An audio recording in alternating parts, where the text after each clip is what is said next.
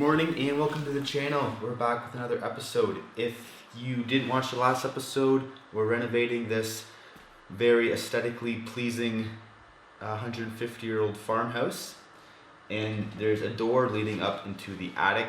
Today we're going to swap that door from the bathroom and make the entry from this bedroom here. It's a little awkward, but it's more awkward having it in the bathroom. It just takes up a lot of room in what is already a smaller bathroom. So we're going to go ahead and begin this opening. The carpets and everything are going to be torn up, so I'm not too worried about protecting them, but just to make the cleanup a little easier, I'm going to lay down a tarp.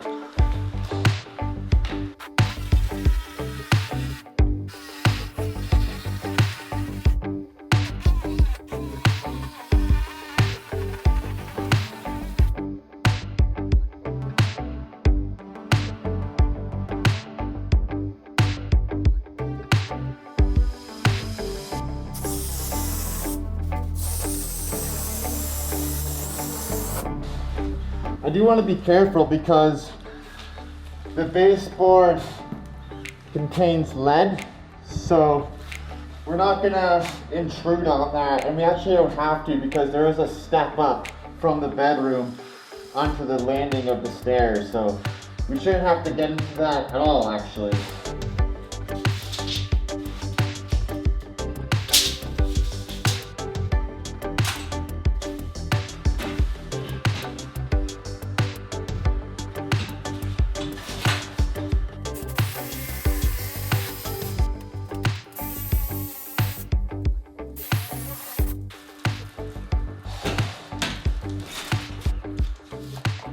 Okay, I have my rough hole cut. Now it's just a matter of popping this plaster off and it should open it right up. I'm gonna move the camera, it's gonna get a little dusty, so see you when I have this hole open. So I got the lath and plaster ripped off and cleaned up quite a bit. It's always quite dirty getting that stuff off and very dusty. It's still a little dusty, so I won't be too long talking, but I have to remove the studs now. And I had to kind of figure out what was going on with the stairs, because if you see here, this stringer runs all the way to the floor, which is typical kind of. The other way that they could have done it is it resting on two landings for this winding stair. When I reverse these two triangle steps to come out through the bedroom, I want to make sure that those two steps are pretty equal in height to the rest of the stairs. They're not going to be perfect because the stairs they have are far from perfect, but we can at least try our best not to have too much of a tripping hazard.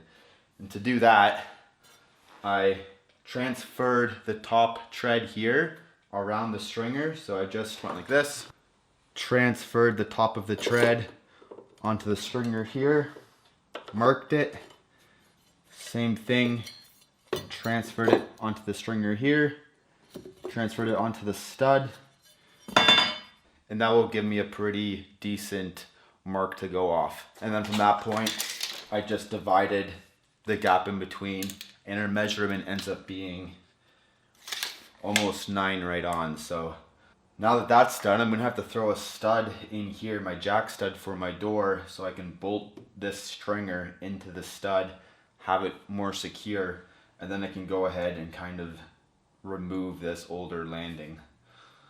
So it's a lot of work, a lot of foresight, so you don't have anything go wrong, but we'll get there.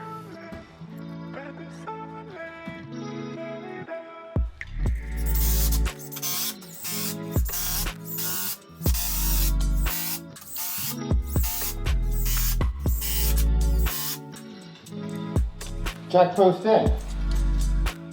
Now I can go ahead and secure the stair stringers into that stud.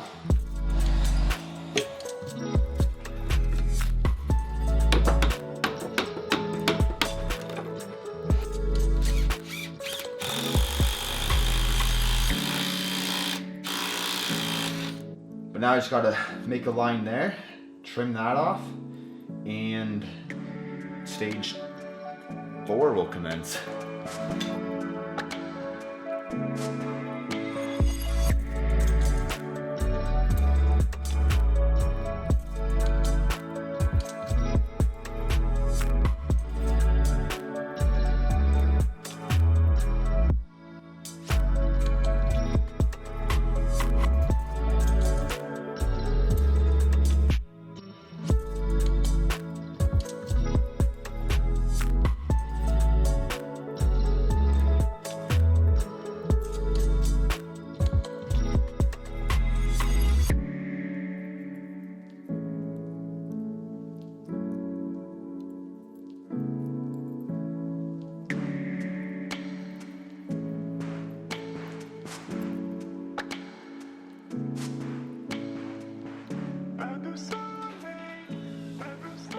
Got that landing ripped up, and you can see I just put the other jack stud up for the door. That will just catch the lintel that I'm about to build now actually. I'm going a little overkill and using 2x8s for the header or lintel. Just to over-engineer it a bit. If you remember in the previous video, there is a rafter that looks like it's resting on it a bit. I don't think it is, and it's an unfinished space right now. So in the future, just in case, it's better to go a little more than a little less. That's also why I'm using GRK structural screws for all of this. Got some 1/2-inch plywood sandwich in between there. That will give me 3.5 inches, which is the dimension of the 2x4s I just put in.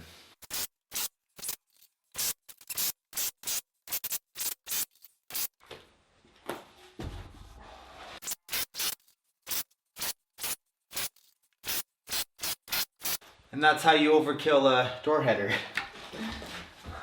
So this will go up here.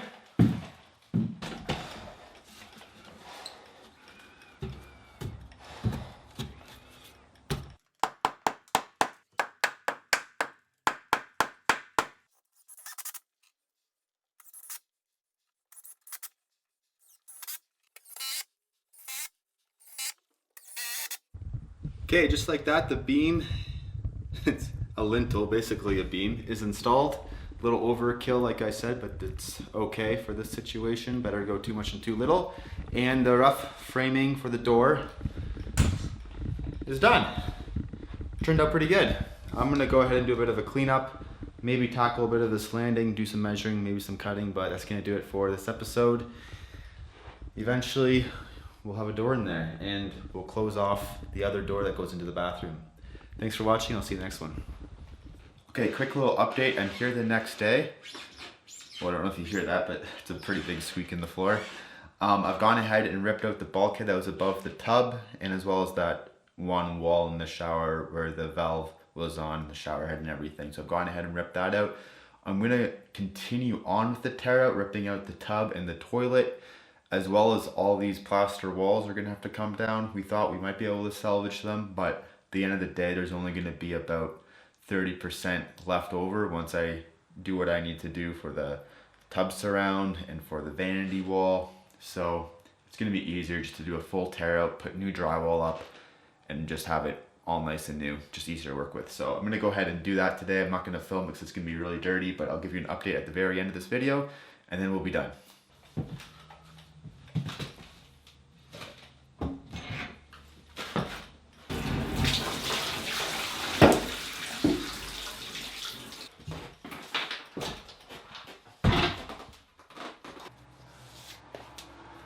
Plaster is about 80% ripped off. I just have to do these two walls, which has a door and a window in it, so there's not that much.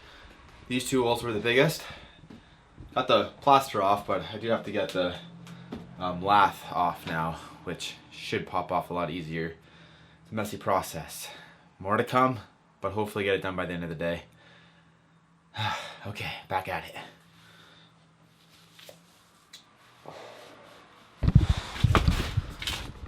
Quick update, last wall to be demolished. You can see the amount of lath and plaster it leaves behind. So I gotta clean that up now, and then time for the lath to come off. Whew. Okay, final update for the end of the day here. I finished a tear out. You can see I ripped up the underlayment that was on the floor. We're gonna have to redo that if we want a tile on top of it. The toilet's out, plumbers are here, they capped off everything. Again, you're gonna have to do some structural roof support of at least one joist. You can see it's hanging on by an inch. And then the tub is out as well. It's a pretty heavy cast iron tub. So it's currently sitting in the hallway because I can't manage to do anything else with it at the moment by myself. Vanity's gone, again, capped off. So the other thing we're just waiting on now is to get all this trim removed, lead-based casing and baseboard and window jambs and everything. So we're gonna get that dealt with, and then I can come back and begin some of the put back together stage and layout. Until then, see you later.